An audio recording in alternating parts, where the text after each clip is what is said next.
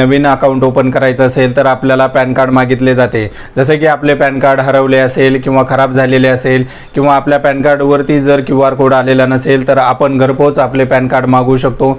त्यासाठी online process करावी लागेल। ऑनलाईन प्रोसेस करण्यासाठी आपल्याला onlineservices.nsdl.com या वेबसाईटवरती जाऊन रिप्रिंट ऑफ पॅन कार्ड यावरती टिक करून आपल्याला प्रोसेस करावी लागेल। यामध्ये आपल्याला पॅन नंबर टाकायचा आहे, आधार क्रमांक टाकायचा आहे, डेट ऑफ बर्थ टाकून आपल्याला सबमिट करायचे आहे। जो डाटा आपल्या समोर ओपन होतो तो व्यवस्थित एकदा चेक करून आपला जो डाटा आहे तो आपल्याला ॲड्रेस व्यवस्थित आहे का नाही ते पाहूनच आपण रिप्रिंट ऑफ पॅन कार्ड यावरती टिक करून प्रोसेस करावी, अन्यथा करू नये। त्यासाठी आपल्याला ॲप्लिकेशन टाईपमध्ये changes or correction existing pan data आहे यावरती आपल्याला टिक करून आपण प्रोसेस करावी।